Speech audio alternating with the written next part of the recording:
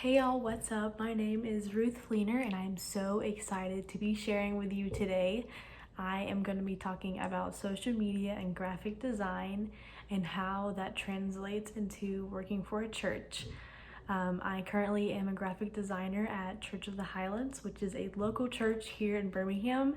It has about 22 campuses around the state and one just across the border in Georgia. So it's a pretty big church, and I am on the students team. So I design for our motion nights, which is our monthly youth nights for middle school and high school students. And then we design for our one college ministry. There are about 5 campuses I think we just added this year. So even if you're not in the Birmingham area, I highly recommend. That is how I got involved with Church of the Highlands. There are campuses in Tuscaloosa, Auburn, Shoals, and Troy. So if you go into any of those schools, I definitely recommend going to one. It is an amazing experience and a great night of worship and community, and seriously changed my life. So highly recommend that. I'm going to talk a little bit more about who I am, and then I'm going to go into social media and what it's like today, and then I'm going to go talk about graphic design and why it's important, and then I'm going to talk about social media specifically in the church. So it should be a lot of fun. I hope y'all hang in there the next 40 or so minutes, however long this video is.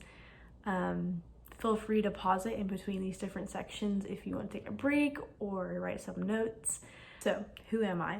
Like I said, my name is Ruth Fleenor, and I'm originally from the Nashville, Tennessee area. I grew up in a Christian home, and I went to a K-12 Christian school. Pretty small graduating class. I think it was 77 of us or 88. I can't remember. One of those numbers. And I grew up with 3 older brothers. This is my family, and my sister-in-laws and my sweet niece. And then to the right, that is my fiance, Jonathan. We're getting married soon. So my brain has just been a wedding brain for the past couple months. And then that cat is Coco. She is the sweetest thing ever. She follows me everywhere I go. She is about to turn 2, I believe. Yeah, she's about to turn 2. So that's a lot of fun. After high school, I went to Samford University, which definitely recommend if you are looking for a school, or maybe you've already gotten into Samford. It was the most amazing 4 years ever. Everyone says it's the best 4 years of your life. I hope it's not the best 4 years of my life. I hope I have, even better years to come. But my 4 years at Samford were so awesome. I graduated with a Bachelor in Fine Art in graphic design. So definitely recommend if you are interested at all in art or graphic design. Samford has an incredible art program, incredible graphic design program. The professors are amazing, so personable. They want you to be best, to be the best that you can be, and want to help you in your career in the long run. And I can definitely say graduating from Samford has definitely made me the designer who I am today. So this is a picture of my team. We are on the Highland Students Creative Team. So we design for our monthly motion nights, which is our youth night service for middle school and high school kids. And then we design for one, which is, I think I already said this, our college ministry. And then we also design for Highlands College, which is the ministry school that started, that Church of the Highlands started about 2011. So that has grown exponentially. The vision for Highlands College is incredible, and I'm glad to be a part of the future of ministry school. Going on, this is just a few of the things that I have worked on. So this is a big screen graphic for Motion Night. So this was our November theme. It was called House Party. So I did an 80s theme.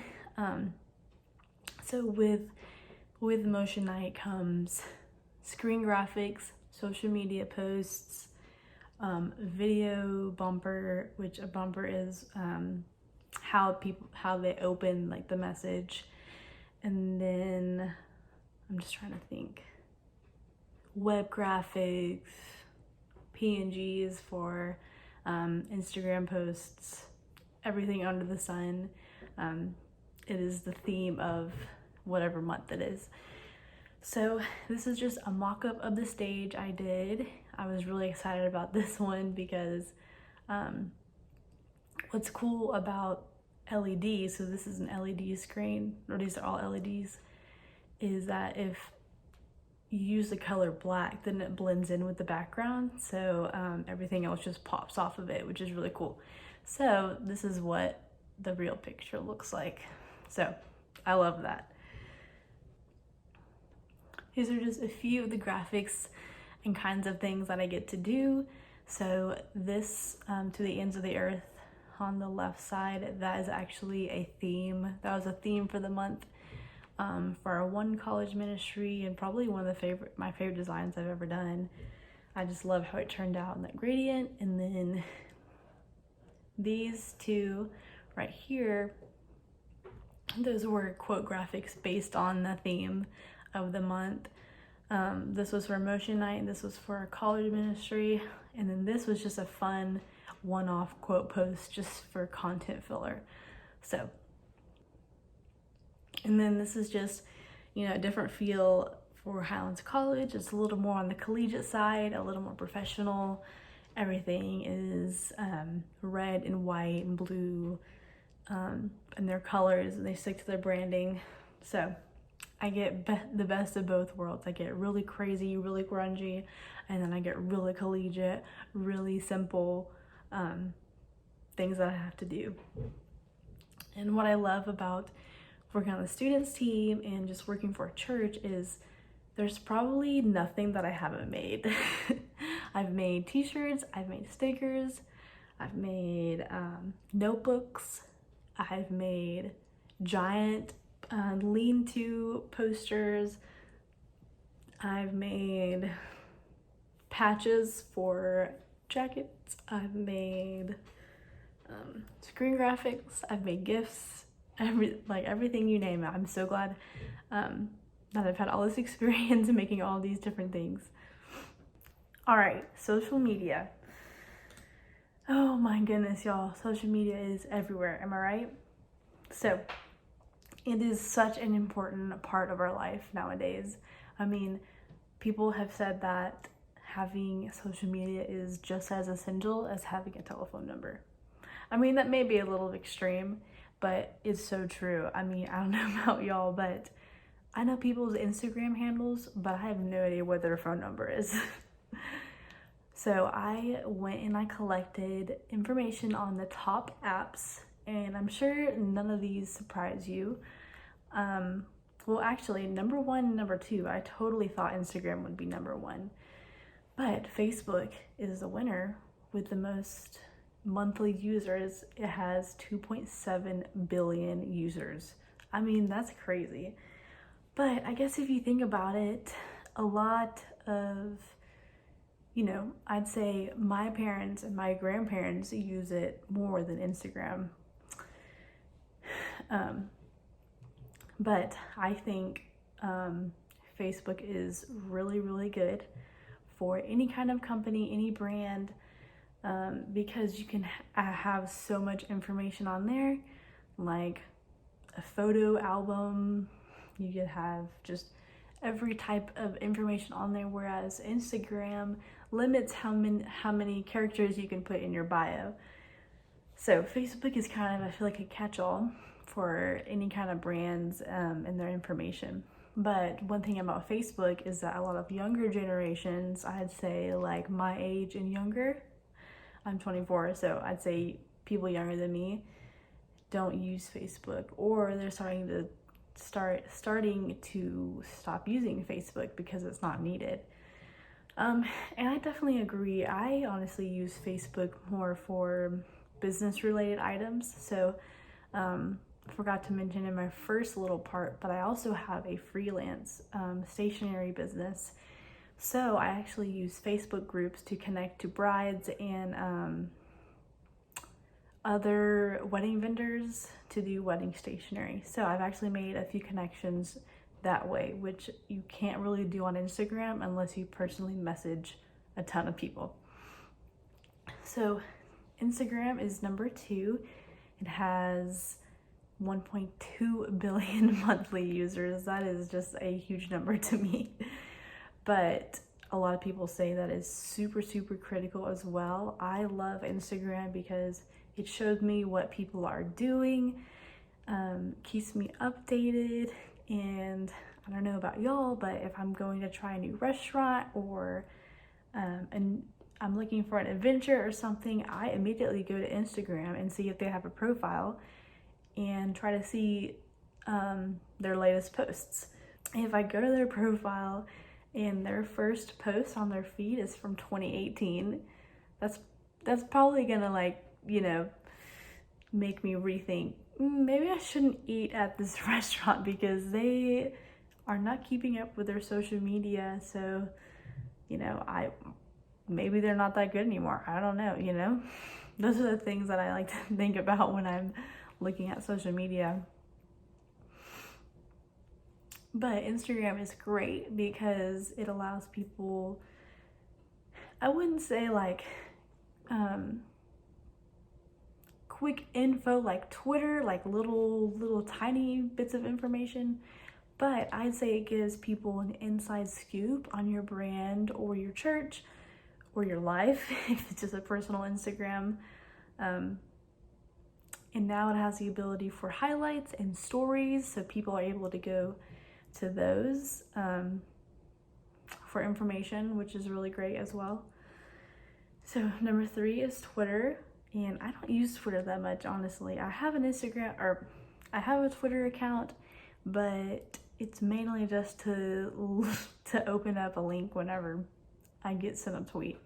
I actually see a lot more tweets on Instagram than Twitter itself. Number 4, and honestly, I thought this may be higher on the chart, but TikTok.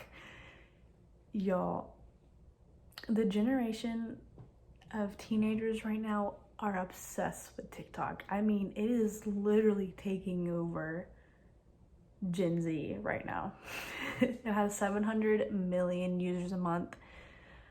And honestly, I'm surprised it doesn't have more, and maybe that's just in the US. I'm not totally sure, but that is crazy to me. And I'd say TikTok has really influenced other social media platforms because TikTok got really popular, and then Instagram came out with Instagram Reels, which are basically TikToks on Instagram. So TikTok is literally influencing other social media, which is just insane to me. And TikTok is really nice because it keeps people engaged because it's a video.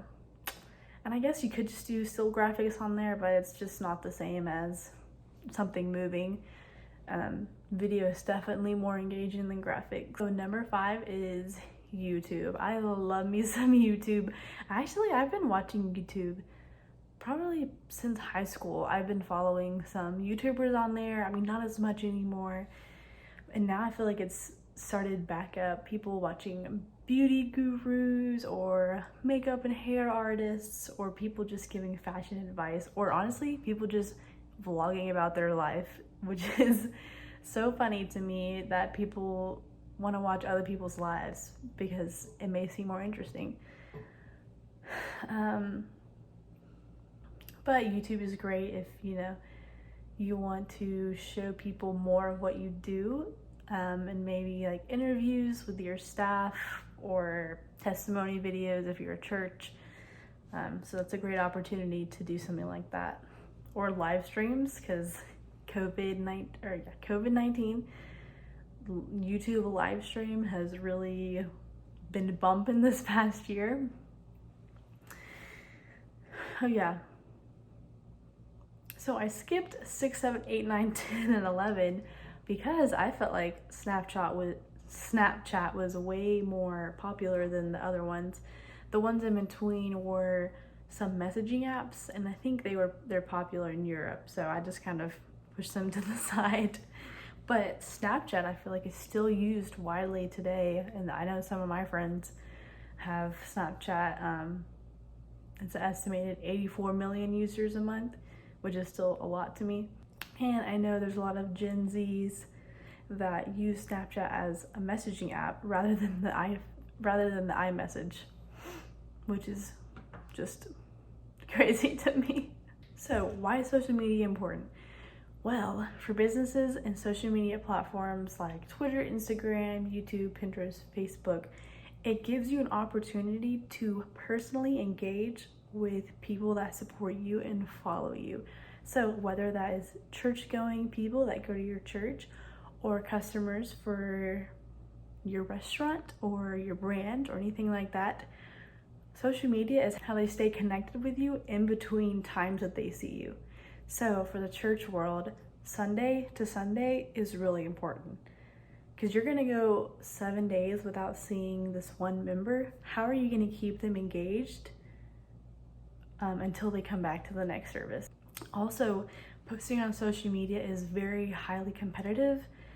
And Instagram has a new algorithm, I think that was released a couple months ago, but you don't see things in order that they're posted. So sometimes people will post things and it may not get seen for 2 days. It just depends on how Instagram perceives your interests and the priority of those interests. So if I love Etsy and I love crafts and I'm always buying from there, like every few days I'm buying something on Etsy, I'm probably gonna see like a few minutes right after they post something. But my friend over here who likes Etsy, but she doesn't really buy anything from there, but she follows their Instagram account, she may not see their posts until 3 days later. So that being said, honestly, it's kind of like a hit or miss. You never know who's gonna see your posts, but you're hoping that people who engage with you the most may be the most important people that you want to engage with, then they'll probably see your posts. So one thing that's super important for marketing and for social media and on the marketing side is your target audience. So target audiences are used to specify customer or user types, or just what kind of people are looking at your content, how you're gonna relate to them, how you're gonna talk to them. You gotta think about how you're gonna word things that's gonna relate to a type of audience that you have. Or if you have different kinds of audiences, which for the church, it's a broad spectrum of toddlers to people in their 80s. But thankfully for my team, we just work with students. So that is like 6th grade to 22. And then in those, we have motion, which is 6th grade to 12th grade. And then we have college age. And then we have Highlands College and ministry school. So it's kind of like 3 separate audiences. If you have a broad spectrum of audience members, that follow you and that engage with you, you got to look across all channels of social media. So some people may be more engaging on your Instagram, and some people may be more engaging on your Facebook. And you got to think about, are they the same audience? Or are they the same people wanting? Are they wanting the same things, or are they wanting something different out of engaging with you? Target audiences helps you figure out what your customers want, or what, I guess, if this is church related, just what do your members want, or what do people who are thinking about going to your church or visiting your church, what do they want out of Instagram and Facebook? What are they looking for, and how are you going to engage with them, and what's going to spark their interests, and how are you going to write in such a way on your Instagram caption that is going to capture them and draw them in to want to visit your church. So this is an example of a target audience. and I did this one specifically for our motion night. So this would be audience age 6th grade to 12th grade, and I just made up this girl on the spot. You can definitely go way more in depth with this, and if you want to follow along and if you want to create your own target profile, go ahead. This might be fun for you to do, just to come up with a target audience. So this is Sarah. She's 15. She lives in Birmingham, Alabama. She goes to Homewood High School, and her interests are cheerleading, TikTok, worship music, fashion, Netflix, espresso, YouTube, and makeup. She's your typical, I'd say, 15-year-old girl who is obsessed with TikTok, loves Hillsong worship, and loves watching YouTube makeup artists. So whenever I'm designing something for motion night, I'd say specifically say for t-shirts or stickers or just a quote graphic on Instagram, we try to put ourselves in Sarah's shoes or insert the name of the person you're making up, and you think about how they're going to perceive your t-shirt, sticker, quote graphic, and how they're going to interact with it. Because I'm not going to design something for motion that Sarah's mom would really appreciate by reading a Facebook post. I'm going to do something that's way more engaging, way more youthful, way more colorful. That's going to draw her in, that's going to engage her, that's going to want to make her repost and send to her friends and invite them to church. So my next target audience profile is Thomas. So I did this one after our college ministry. So Thomas is 21. He's from Nashville, but goes to Auburn University. He likes football, hanging out with friends, grilling and biking and working out and gaming. So just your average Joe, your average guy in college who in his spare time likes to play Xbox. So for one college ministry, we try to design a little bit more mature, a little bit more refined, but still fun, still youthful, still a little bit of colorful, maybe not tons of neon and crazy colors, but still colors, still fun, still youthful. So when we think about designing for these two types of audiences, we got to think about how someone like Sarah is very different than someone like Thomas. So thinking about that, thinking about your audience as one person is really, really helpful, and helps you think through, okay, if I make this t-shirt, is Sarah and her friends gonna wear this, or are they gonna think that this is made for their mom? And then maybe for college ministry, we gotta think about, is this gonna be fun and inviting that a college student, that this guy is gonna wanna invite his friends to? All right, so now we're moving on to graphic design. So, like I said, I am a graphic designer. That is what I do professionally. So I love graphic design. I honestly hope that I get to do this for the rest of my life because I just love it. I find joy in it, and it is so much fun.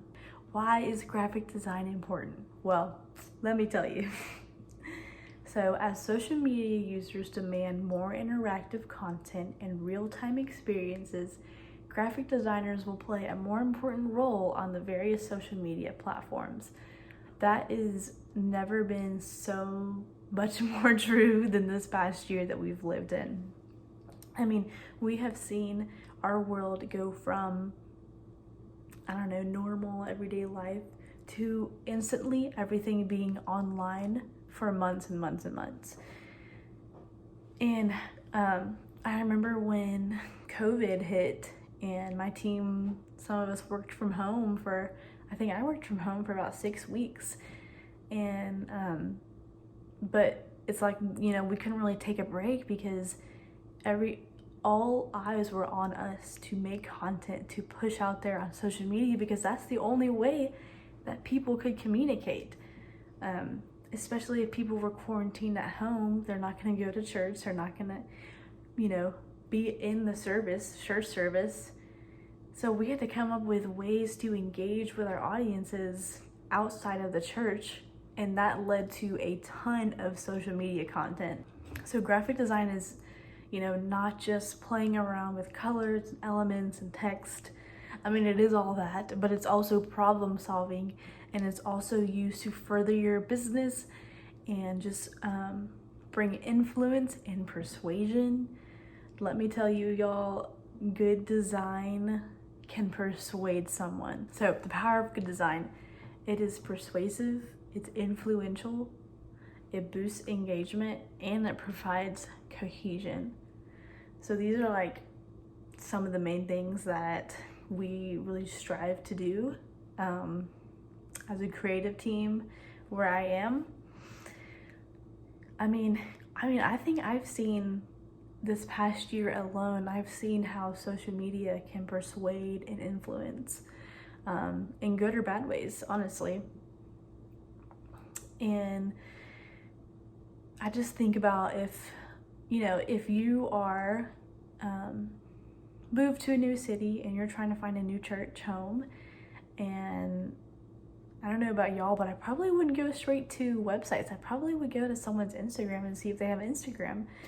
And I'm really tech savvy. I call myself a computer nerd, so I definitely would go straight to social media. I would put their name in and see if they have an Instagram. And if I go and I see that their top post is really, really old, or maybe it's like a shaky cam, or I don't know, something that just makes me feel like there's no intention behind it, I may be persuaded not to go to that church and to go to another church that may be more modernized or up to date, and that have really invested in social media.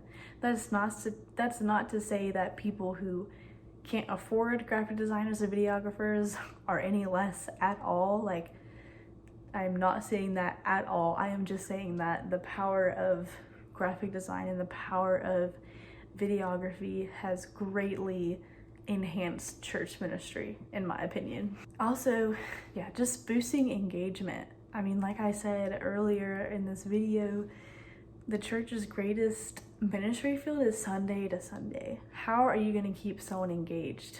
And honestly, that's by really, really good graphic design or really, really good videography, because honestly, video to me is way more engaging than graphic. So how are you going to keep people engaged if you're just posting photos and you don't post any designs or any quote graphics? People may just scroll on by and say, I've already seen this photo. I think it's really good to change it up now and then.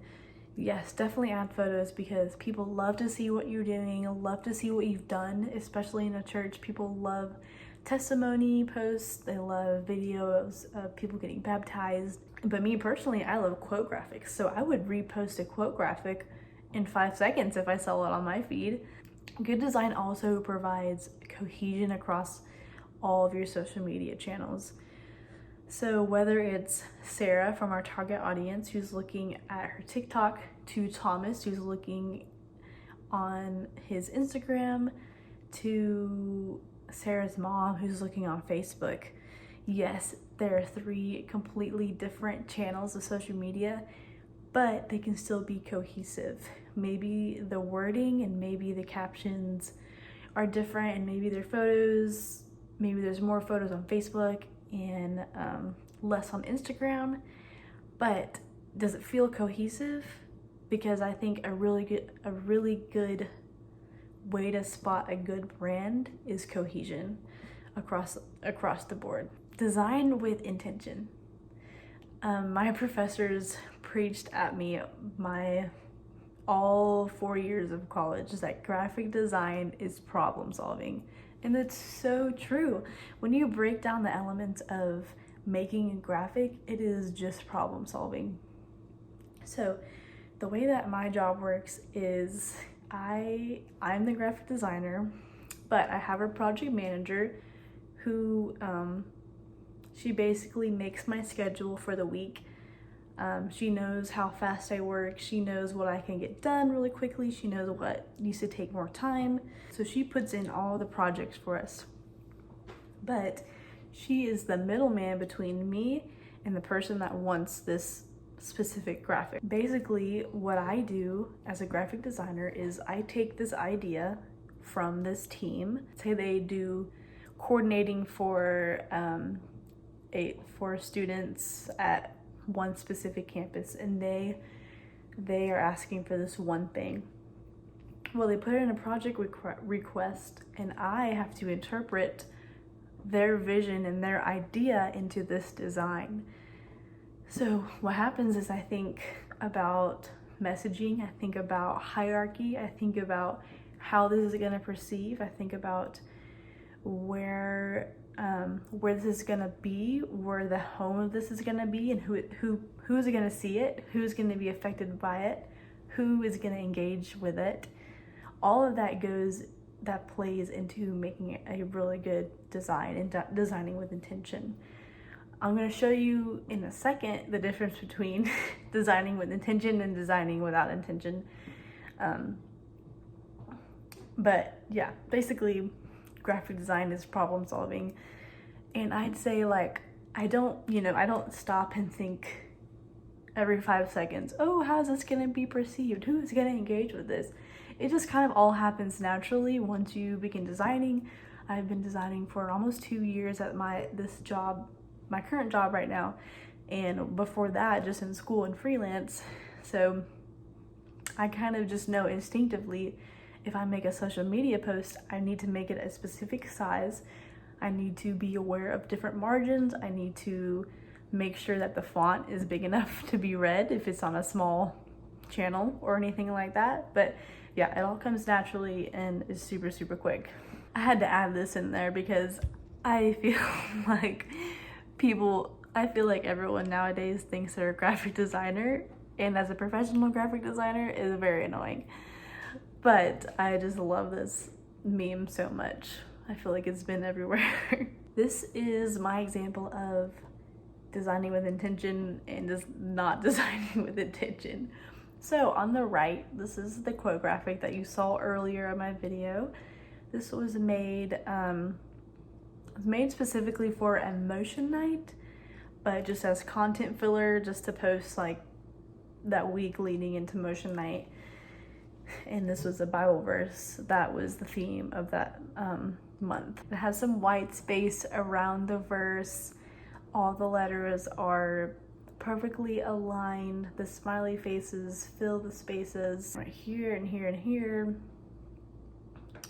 Everything looks cohesive, like I mentioned earlier. Good design is cohesive. So yeah, and then we have over here on the left, we just have something that just needs a little bit of help. I'm like, I don't even know where to start. I just had fun making this because I'm like, I don't know. I mean, honestly, everything is art, or people say everything is art. So maybe you find this one like really good. I don't know. But this one just doesn't work for me because the background is almost as dark as the words. So over here, the words pop off really well. But this one is just kind of is bland, you know? And like gray is just kind of dirty. I don't know. And then we just don't have any consistency. So this kerning, kerning is the space between letters. It is just like, what is going on? Why is there so much space right there? And then we just have this smiley face, and the line doesn't go all the way. And then we have an italicized word here is the only one. I'm like, what in the world? If I saw this, I'd be like, y'all need to take this down. What is going on?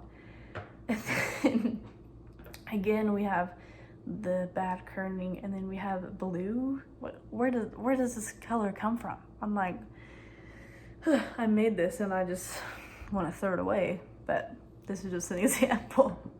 So another thing that's very important, designing with intention, is thinking about where it's gonna land. So this was an Instagram post, and I didn't want to make it a square because having Instagram portrait is basically the best bang for your buck, is the best way I can put it. So it takes up most of the screen when people scroll, if that makes sense. So there are guidelines, and if you didn't know, the size of an Instagram square is 1080 by 1080, and then the size of this portrait is 1080 by 1350. So you learned something new if you didn't know the sizes of that. So as you can see, the grid here perfectly, has perfect margin, not perfect margin, but has some good margin around this one, where this one, we got chopped off, and then this smiley face is super close. So it just wouldn't really read well on an Instagram post. So here is an example of the feed, where this one, even though it's small, you can still see it kind of nicely. With this one, it's like, I'm squinting and I can't even see what that says. Stopped relying on, So that's my example of designing with intention versus just designing without thinking about anything or just going crazy. All right, so we are now moving on to our segment on social media and graphic design in the church. I think we've come to the conclusion that social media in general is important, but also it is very important for church as well. So not only do you stay connected with people that currently go to your church, you also get the opportunity to connect to people all over the world, or people that are interested in visiting your church, or maybe in the near future are moving to the city, trying to find a new church, and everything under the sun. And like I said before, technology is literally everywhere. It's in our cars. We have our phone in our hands every 5 seconds sometimes, and it shouldn't be, but it's the last thing we look at and the first thing we look at in the day. But overall, technology is a huge part of our lives, and social media being used by the church is a great way to minister to people as well as stay engaged, keep people engaged. I was reading an article as I was preparing for this class, and a statistic said over 46% of church planners say that social media is their most effective way of outreach. So that's crazy to think about, but it makes a lot of sense. If you're a new church and you're trying to have people visit you or become a member or anything like that,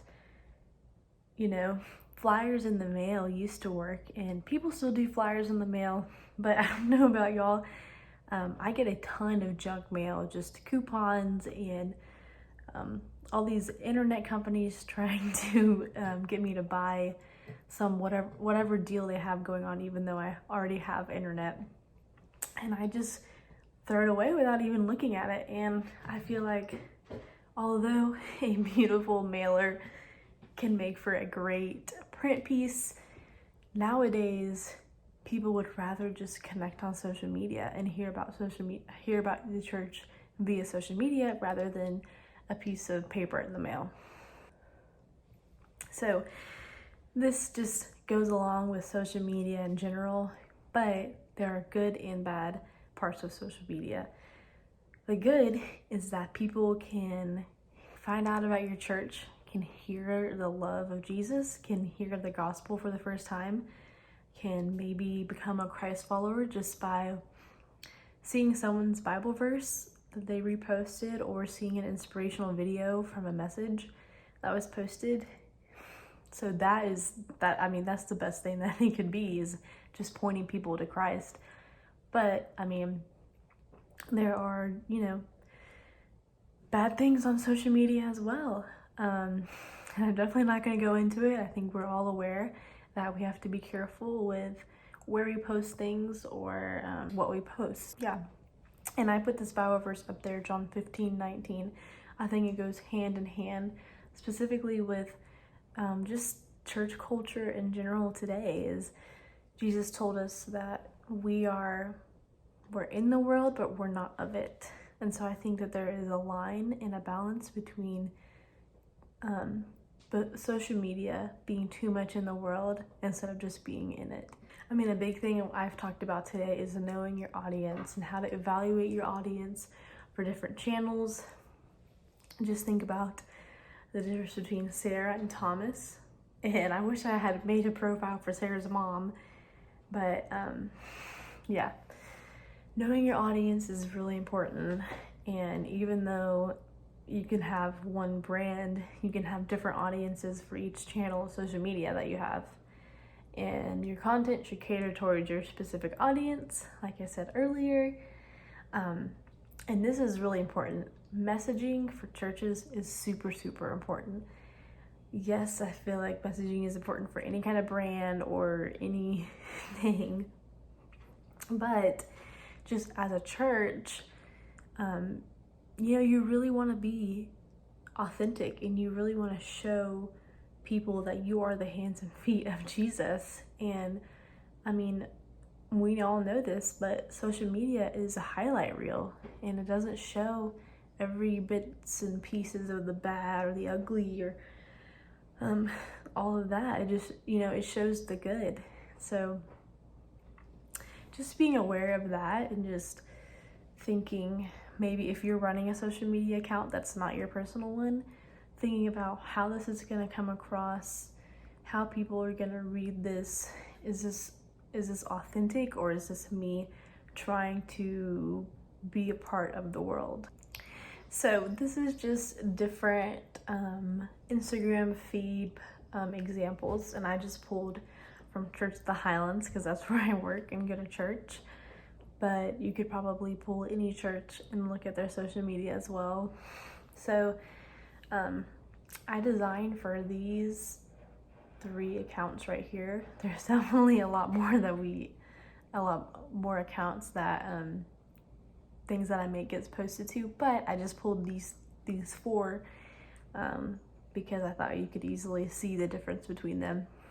So on the left here, we have our Highland students Instagram. So this is our middle school through high school kids that we're mainly targeting. So as you can see, it's very colorful, very, very student heavy. These are pictures of students hanging out on Sundays. And then we have fun graphics, and then we have a meme post. So, and then this is our college ministry, so the colors are a little bit more muted, but they're still colors. I'd say there's some more impactful photos on here. Not that there are not impactful photos on the more youthful Instagram, but in college, you are growing in your faith. Your faith is becoming your own. So a baptism story is probably going to be more impactful in college than it would be for a 6th grader. And then this is the main church's Instagram account. So it's very clean. They don't even have any highlights on here, which I thought was very surprising, and I didn't even realize. But they're using Reels and IGTV.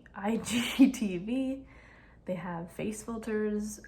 They're really trying to engage with their audience here. And then over here we have Highlands College, which is the ministry school that we designed for. So as you can see, it's very cohesive. All the colors are on here, which is red, white, and blue, and black. So yeah, it's very more collegiate, more clean, more simple. Everything goes together. And their account is set up in such a way that if you were interested in Highlands College or interested in applying, you can easily click on one of these highlights for easy information. So I think that's very smart of them to do, which over here, Highlands students doesn't have any, except for wallpapers, because who doesn't want a free wallpaper? I mean, yeah. So as you can see, these are just 4 different types of audiences. So this is just an example of one church catering towards 4 different audiences. All right, guys, so last thing before we go, I just wanted to do a fun little activity. It shouldn't be very hard, or maybe it would be, I don't know. But so we're gonna take a look at some audience profiles, 2 you already have seen, and then I added 2 more. So we have Sarah and Thomas, who you're familiar with, and then I added Angie Johnson, who's Sarah's mom, which I feel like I did a very good job finding a photo that looked like that girl's mom, or could be. That's just me. But she's 43, lives in Birmingham. She's a stay-at-home mom. She likes tennis, event planning, cooking, Bible study, reading, gardening. You know, your average Birmingham, Homewood, Mountain Brook mom. And then we have Pauline Johns. She's 77. She's from Shoals, Alabama. She's retired. She likes puzzles, keeping her grandkids, baking, Bible study, gospel music, and journaling. I mean, couldn't get better than that. All right, so we're gonna take a look at 4 different social media graphics or posts, and we are going to figure out which graphic is catered towards what audience. So I'll give you some time to look at these and let you think about it.